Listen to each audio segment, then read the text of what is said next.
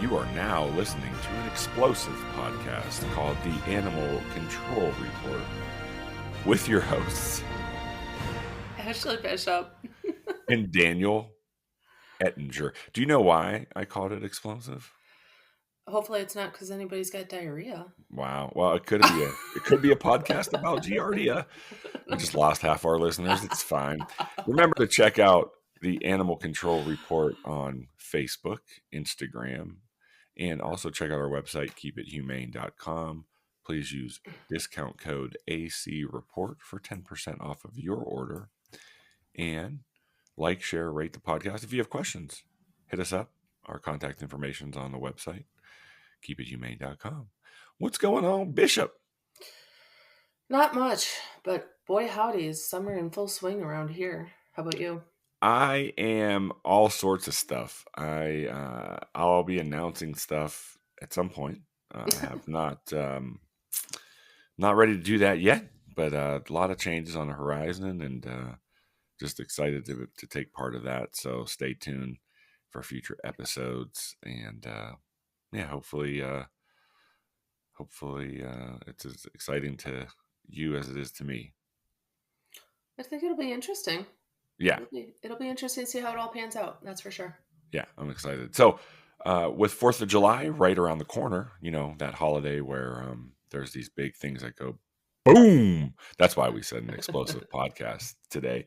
We really wanted to talk about all of it. A couple things that, you know, I want to go over in a little bit is maybe some of the tips and things that we can do to keep our pets safe during 4th of July. And some pets are affected by it, some pets are not. And I just wanted to get your take. Like, your own dog, right? Is he affected by the sound of firecrackers, fireworks? He um doesn't get the super nervous. I would not necessarily expect him to bolt, but he definitely tries to look around to see where the sound is coming from. We actually have a baseball diamond not too far from us that most Friday nights actually have fireworks. Mm, So for us, it's not just 4th of July here, it's all the time. every week. Um, and we actually live not too far from it. So I've been on walks with him, and he looks around to Mm. try to find it, but he doesn't freak out. I was walking my dog last year during the 4th of July, and he definitely tried to like pull out of his harness and just go. He Mm. was so freaked out by it. And so I think there's a combination of all that where people experience that and then maybe experience dogs that just do not care. It doesn't affect them. I'm curious how many people medicate their dog, prior to Hmm. those fireworks, knowing that 4th of July is coming up, and like going to the vet, getting a bottle of what would you get? I mean, as a vet tech, what do you think people take home? Oh, I mean, there could be several different things from uh, as simple as some people may just give Benadryl. Okay, But gabapentin might be one. Um, trazodone, would they do that? Trazodone, yeah. Pretty much anything that you use for your pre-med to the vet type stuff. Okay.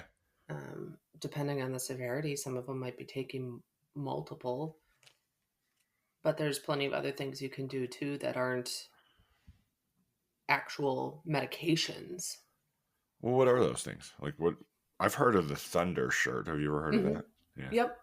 Um, my dog previous to Rex, she didn't have much of an issue with fireworks or thunderstorms either, except for this one time we went camping and we were in a tent and it had a thunderstorm. She's like, I'm not feeling this. Yeah. So I became her thunder shirt. And I had her completely wrapped up, my arms around her, my legs around her. Wow. Um, yeah. So I, My husband sleeps with a 35-pound weighted blanket, so there's something to be said for having that weight on you. So the thunder shirts, I think, do work in Wait, certain cases. does it only go on him? You don't use it? Oh no, it's for our entire bed, How do you but like those? I know we're gonna get off topic, but I've really been thinking about getting a weighted blanket. So, and this is not a sponsored ad, folks. Like, I'm just curious, like, what is your take on that? it's nice. I could do with or without, but he has ADHD, and so sometimes having that helps him center himself a little bit more. Even in the hottest days of the summers, I'll find him with a blanket, and we've got one that's not weighted, but it's a Mm, heavier, physically heavier blanket sure. Yeah. that he'll just put on him in the living room too.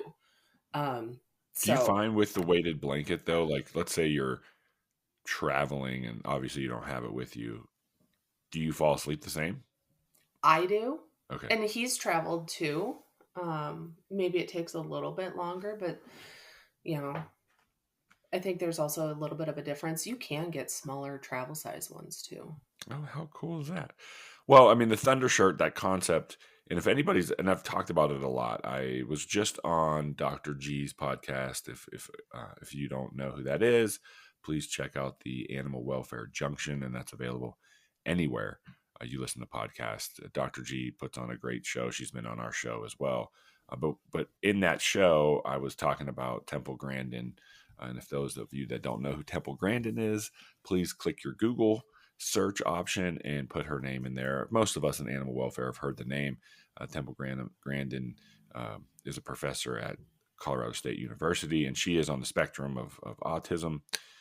But what she created for livestock, specifically cattle, were better runs, better shoots for them when heading to slaughter. And she found that it caused less stress for them to wear, or not wear.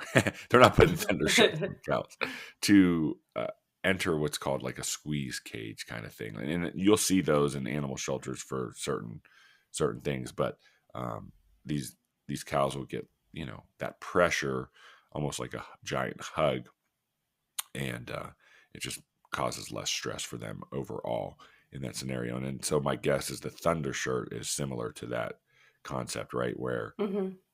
you're able to provide some comfort. I don't know how well they work. I'm curious, any of our listeners, if you use them, please shoot us a message. I'd love to hear about it. And I have a message I want to share with us as a group here in a little bit too. But let's go back to the 4th of July stuff and how it affects our pets. And so I know when you and I were briefly talking offline about it, you were like, oh, you mean that, what did you say? That myth? Did you say Yeah. myth? Yes. So what do you mean by that? Like, what does that mean to you? I don't see an increase in the number of strays necessarily around the 4th of July. And Okay. even our shelter has kind of taken a look at the strays that they get in and stuff, and it has never seemed to increase during that time frame. So that's why Interesting. I say that. I wonder, and no disrespect to Wasu County, if that's where you work. I just named a place in Not even close, but okay. whatever. It's somewhere up in the Great Lakes area. Are you even by a Great Lake? No, I'm in No. the dead center of Wisconsin. All right. Well, somewhere in Wisconsin where there's a lot of, I just wonder, if it's partially due geographically, because I know when I worked in Denver, I guarantee you that there was a huge increase in not only intakes but a huge increase of dog at large during that time, Mm. or holding strays, just because these dogs would get frantic and then take off. So I think there is a correlation. I'm curious if it is. Somewhat based on location and or I'm um, going to throw something else at you yeah. here. Is it possible that it's less affecting animals in my area because maybe they're more used to the sounds because we're such a huge hunting community and they're used to gunshots? I was going to ask that. So like, are there more hunters? Are there like and you said like there's fireworks almost every night. Like, Hmm. so like maybe there is a sense of like, all right, now I know this isn't a threat. Um, Right. and Or the owners are actually, with their dog hunting or whatever. Yeah. but also conscientious.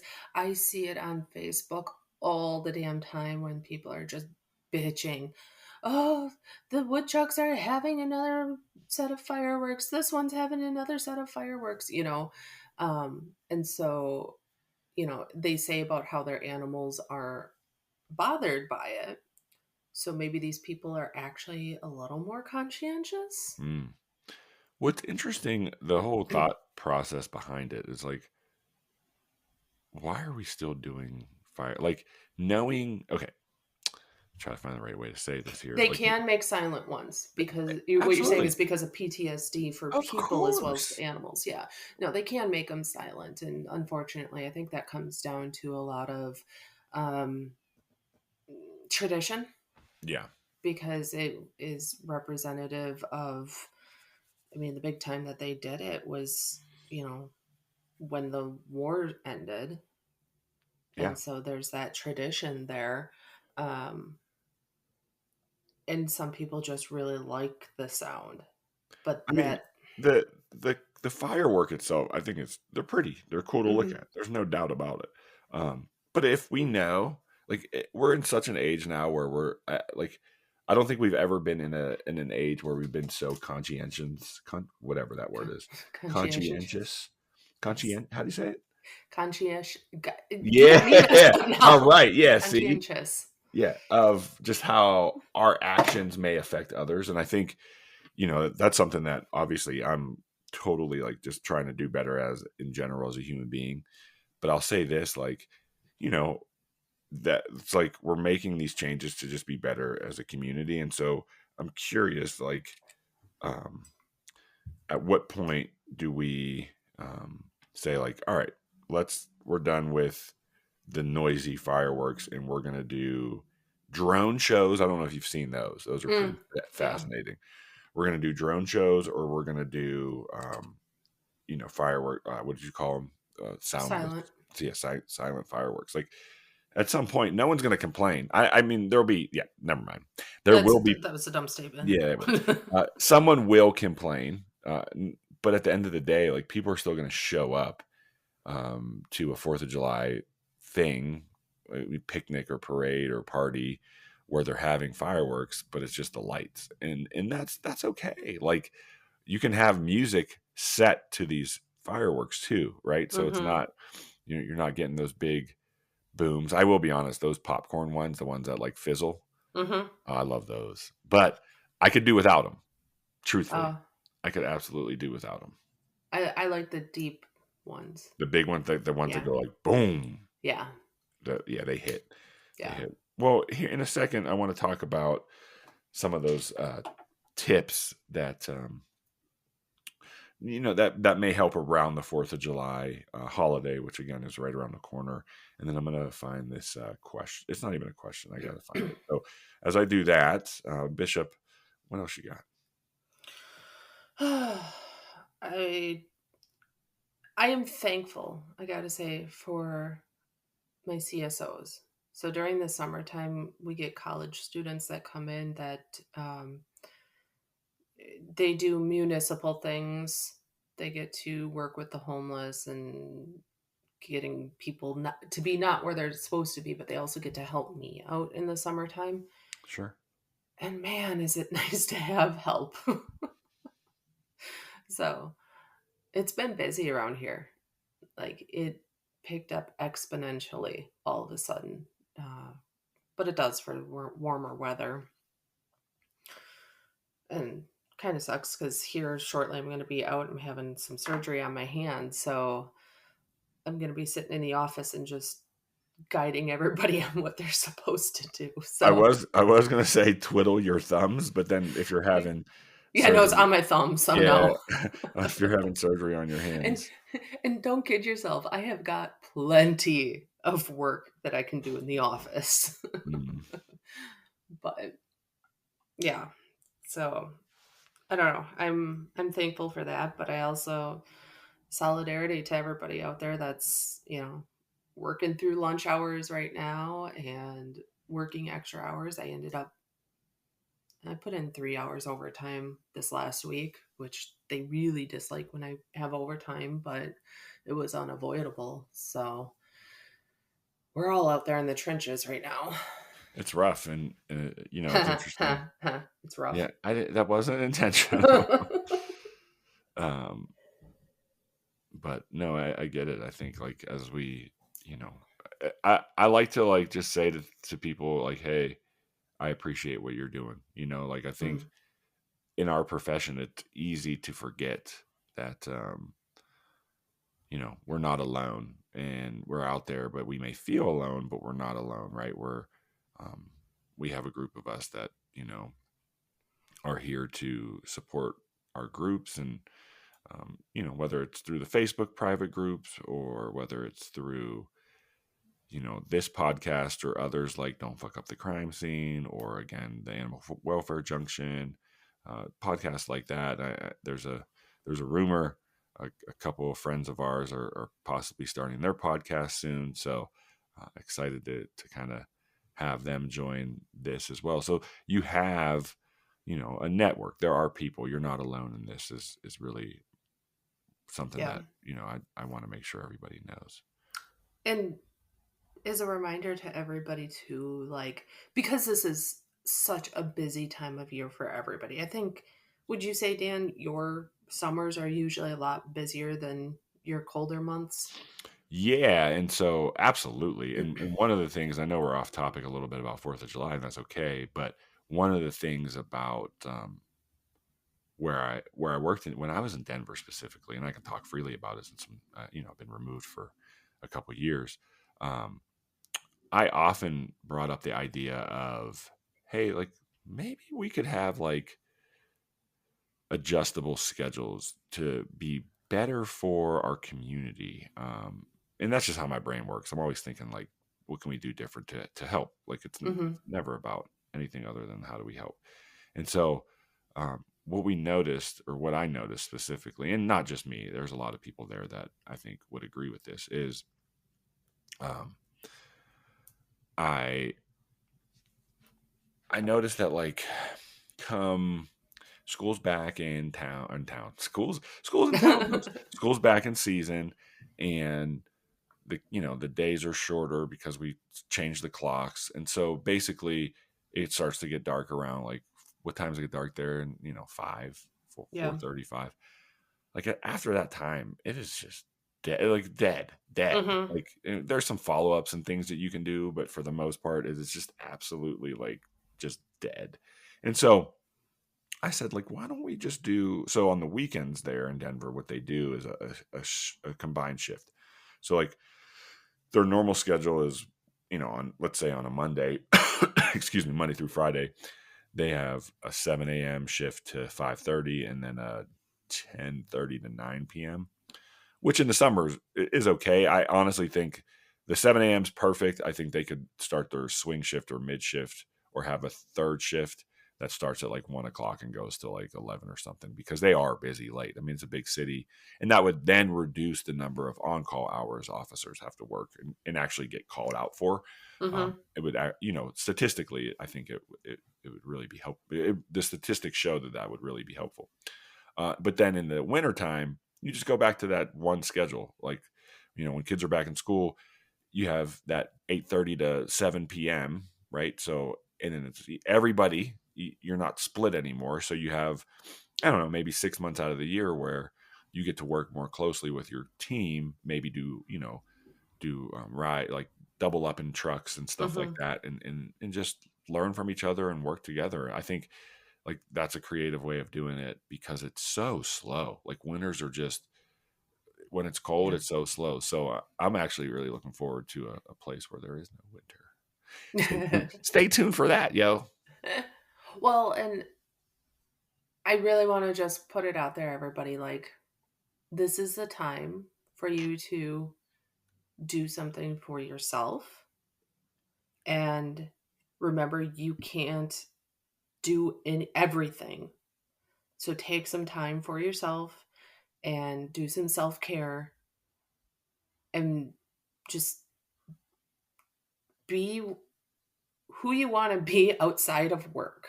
you know, take and care about yourself too, because you are so busy. You can't be taking all your work home with you every day. You're going to burn yourself out. Absolutely. And speaking of burning stuff, let's get back to our 4th of July safety tips. But before we do that, we're going to break really quick for our sponsor. Shout out to livetrap.com. Tomahawk Live Trap has been manufacturing humane animal capture and handling equipment since 1925. They work directly with animal control officers around the world to develop and improve their products so that they're as safe and efficient as possible. Save 10% on your next order by using discount code DCAC Report. Visit them online at www.livetrap.com or call them at 1-800-272-8727. All right. So I pulled up a thing from the ASPCA. I just start there, 4th of July safety tips. And I often wonder and realize when you see certain tips suggested, you're like, son of a gun, somebody actually did that, right? Because it's not like they're just like giving these tips out just based on, random information. Like there's been a case. You know what I'm saying? Like, Yep. for example, when they're like, don't stick a knife in the socket, right? You've heard that before. Yep. You know why they say that is because somebody has done it, right? And so that's here with these tips from the ASPCA. We'll just kind of look at this. This is just in general, thinking about 4th of July holiday parties and things like that. Never leave alcoholic drinks unattended where pets can reach them. So alcoholic beverages have the potential to poison pets. If ingested, the animal could become very intoxicated and weak, severely depressed, or go into a coma. Death from respiratory failure is also a possibility. So if it's a super hot day and you have a brachycephalic dog drinking a bunch of Coronas, that could cause problems. And I know, people do it. They think it's funny to like give their dog alcohol, but it's probably not something you should be doing. Check this one out. And I never knew this. I don't know who would do it, but again, if it's on here, somebody's probably done it. Don't apply any sunscreen or insect repellent product to your pet that is not labeled specific for animal use. Ingestion of sunscreen ingestion of sunscreen products can result in drooling, vomiting, diarrhea, excessive thirst, and lethargy. The misuse of insect repellent that contains DEET can lead to neurological problems in your pet. So Huh. keep that in mind.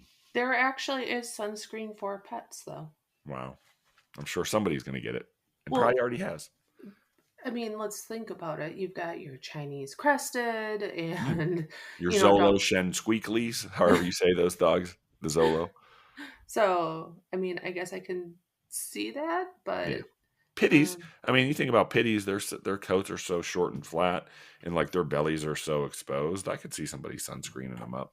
and their noses in general. I Yeah. mean, skin cancer, if it's going to typically be found on a dog, it's usually on their nose. Interesting. Tip of the day by vet tech Ashley Bishop. Always keep matches and lighter fluid away from your pet's reach. That sounds like common sense, but we know that certain types of matches contain chlorates. I don't know what the fuck that is, but which could potentially damage blood cells and result in difficulty breathing or even kidney disease. In severe cases, lighter fluid can irritate the skin, and if ingested, can produce gastrointestinal. I'm just trying not to laugh about all the jokes about the explosive farts and diarrhea if your dog ingests lighter fluid, and it can Please, actually, I was going to yeah, say, please don't try to light your dog's farts on fire yeah, please either. don't. All right, keep your pets on a normal diet, so chill out on those hot dogs and stuff like that. But everybody's going to give them something off the grill. They're getting a hamburger or something No, like that. you're going to have a veggie tray. Give them the veggies, guys. You don't need hepatic lipidosis. Do not give them fatty liver syndrome. It is, $500 and up to treat them for several days in the hospital. Wow, I had no idea. Yeah, not too much fatty foods. This one I did not expect. Do not put glow jewelry on your pets or allow them to play with it. So those glow sticks. Hmm. I think they're great because then you can see your dog like just They'll eat But it. yeah, exactly. So the substance inside of that is highly toxic, right? Can cause excessive drooling, gastrointestinal irritation could still result from in eating it, and then there could even be a blockage if they eat the plastic container. So please don't do that. So you know what you can do instead? They've got um, light up tags that you can put on. I had one. We always joke that my dog became Iron Man because it would just glow a bright blue light. And let me tell you, that light was bright enough we could walk a path in the woods with it. Or they've That's got so the cool. collars that have the lights in them. Yeah, There's alternatives and they're safe. absolutely. All right, keep citronella candles. Dogs don't like citronella anyway, so keep Mm-mm. those away. They're typically going to stay away from those, but keep those away. And then never use fireworks around pets, right? While exposure to lit fireworks can potentially result in severe burns and trauma to the face, paws, curious pets, um, even unused fireworks can propose dangers, right? Because like they can go over there, try to eat them. Now they're filled up with gunpowder. Obviously, other toxic substances in there, so be mindful of that. And I've seen dogs that family, the dog isn't necessarily affected by this, excuse me, sound, but the dog thinks that they need to protect the owner from it. Mm, So yeah, dogs have gone up and grabbed lit fireworks and, gone off running with them, trying to protect the owner. So keep yeah. your animal contained. Absolutely. And then the last one from the ASPCA's tips is just loud, crowded firework displays. Crowded firework displays just aren't great for pets. So they may be disoriented from the sound. They may try to run off. So they recommend just really creating kind of like a spa environment in your home, right? And like it, making the home dark, maybe other noise like ambient noise, white noise, fans, things like TV. that, TV. Yeah, anything that you can do to like ultimately drown out the outside noise can be helpful. Or like I had a partner of mine when I worked in Denver, Jenna, shout out Jenna. She would always leave the metro area with her dog because it really just affected her dog horribly. So she would go up into the mountains where it was quiet during the 4th of July. So if you can do that, plan a trip, try to get away from all those noises. I mean, again, I appreciate what Independence Day stands for, right? Like, obviously, I support that. But at the end of the day, it's like, it's not the best for our people with PTSD and our pets. Mm-mm. And I bet Jenna still was able to see the fireworks at a distance without having to worry about the sound. Yeah, probably so. And then some of the other things that you don't think about, like I, for a long time, did not put a collar with a tag on my dog just at all. Like, or if I did, um, like I would take it off. I would take it off when we were in the house. Mm-hmm. Keep it on during 4th of July because you never know, right? Like, just make sure you're not taking it off and hanging it up. Like, just leave the tag on there. So that way, if And the dog does get out, you're able to get it home quickly. and in the event that somehow your dog's tag actually comes off, have your dog microchipped and it updated. Make Yeah, sure you make check sure in it's with your updated. company. Yeah, absolutely. Make sure it's updated because, at the end of the day, like you can have all that stuff, but if it's not updated, trust me, I think all of the officers listening and myself, I've been on mad goose chases trying to track down somebody, Yeah. oh, well, it was implanted in, this facility in 1997, Yeah. So, all right, I want to get to that comment that was given to us. And I just thought it was cool, and I asked them if I could share um, on the podcast, and they said yes. So I'm just going to read it from this. Came from Jen. She sent us a Facebook message. Hey, so funny story. Last winter, I was taking the day-long trip to drive a deceased Chihuahua to our state veterinarian for a necropsy. This is an all-day deal, and we have to pay for the service. I listened to the Animal Control Report podcast for the drive there and back. On the way back was the podcast for the ASPCA Forensic Center in Florida. My jaw literally dropped as I listened. I nearly turned around to get the Chihuahua back. Today, I submitted a request for assistance regarding a horrible cruelty case, and they just accepted it. So body is being shipped out tomorrow. I would not have known about this, and it's all thanks to you guys and your awesome podcast. So thanks, Jen, for that awesome just Yeah. message. Like like that's why we do it. We wanna hear success stories. We want people to be able to, find ways to maybe do something different. And so I think it's just cool how she's like, wait, this is a thing. I'm about to go back and get Right? the dog from the from wherever I just dropped it off from.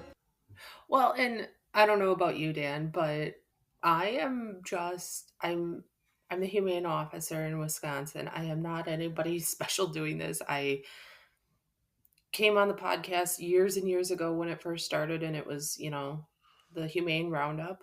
Um, but I'm not anybody special that gets to have special contact with anybody.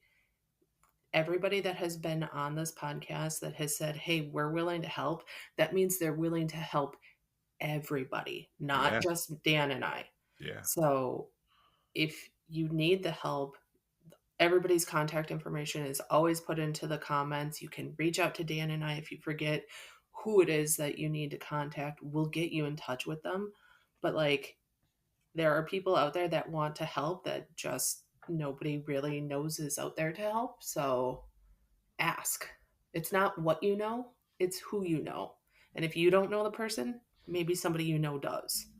And in regard to the ASPCA forensic lab, I mean, you can go back several episodes ago and play it. Like there's a basically what they do, and what Jen was referring to was they have a necropsy center in, I think it's in Gainesville, Florida, and it's part of the university, and it's at no cost if you are doing an investigation, a criminal investigation, and they basically, the only thing that you're ultimately required to do is find the way to pack it up. So they're going to pay for shipping, but you have to provide the box, and then technically, I think you have to put some ice, those little ice packs in there Mhm. to make sure It the stays animal, cold. yeah, the animal, it stays cold, exactly. And so, check out that episode. I mean, They there's do some, more than just the necropsy too. yep.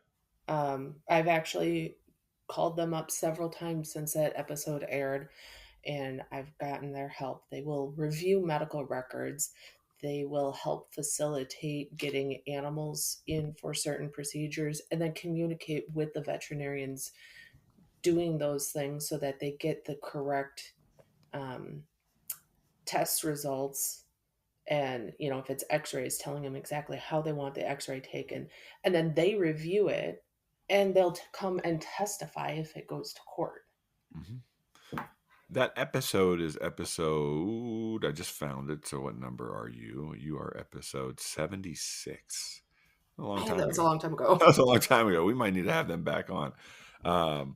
But they just talks about the forensic lab. I mean, that was when they first kind of came out, 2021. So we're, Man, 2 years. It feels like just yesterday. Like yeah, it does. that episode is 2 years old, but in my point of that is like it's still relevant, right? So Hmm. go back, check that out. That's 100 episodes ago. That's incredible.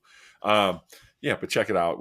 It was with Dr. Christina Balcom, and just really great information. So Jen, again, thanks for sending that our way. And if any of you have feedback, please shoot us a message. You can shoot it on Instagram at the Animal Control Report. You can shoot it on Facebook. We have the Animal Control Report group. You can find our Facebook groups. Daniel et ETT.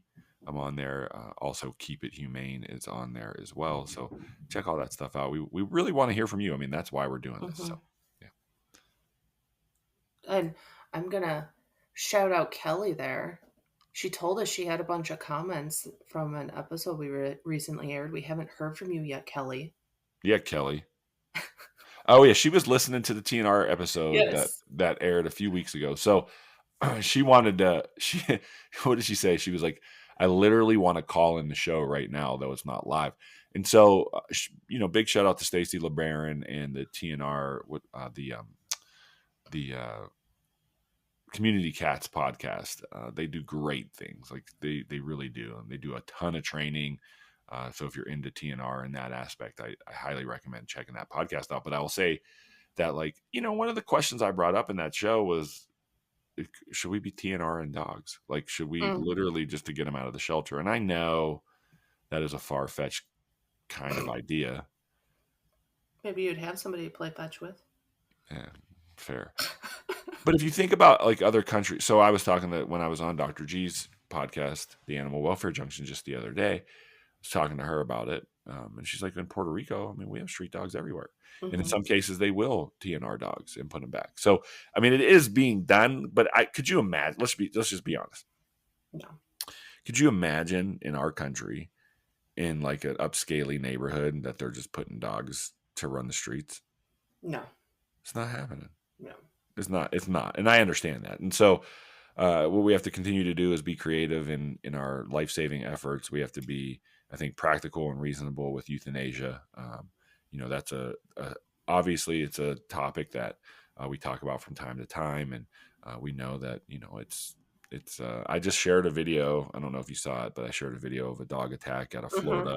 Florida restaurant. So they have a dog on the patio of a restaurant. And so outside seating, and this large dog comes over and basically just plucks this little dog, a little poodle looking thing, out of a stroller, a dog stroller, and just is attacking it. And then a bunch of people come in and beat it up to get the dog off. And so if you haven't seen the video, it's on the ACO Talk Facebook group. It is a private group, so you have to request to join, but you can just search it in your Facebook bar, ACO Talk. Um, but it's just an interesting video because it shows like a couple different things, right? Like why behavior, like behavior is so important for us as a profession, and public safety is so important. And I don't know if this dog was a shelter dog. I have no idea. It could have been a backyard dog. It could have been a bred dog from somebody that has a long pedigree of dogs. But I guess for me, what I'm saying is like, if that dog, let's just say it was a shelter dog, and we knew it had, let's say, like a high prey drive, like a very high prey Hmm. drive, or possessive behaviors, or things like that, and we let it out into the community and it does this, like, are we not failing?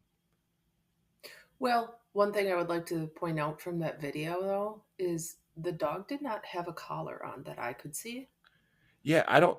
So at the end of it, that's a good point. You're absolutely right. Get me. I heard the guy say, "Get me the collar. Get me the collar." So I think it either was Broke taken it. off or it broke it. Yeah, I don't know.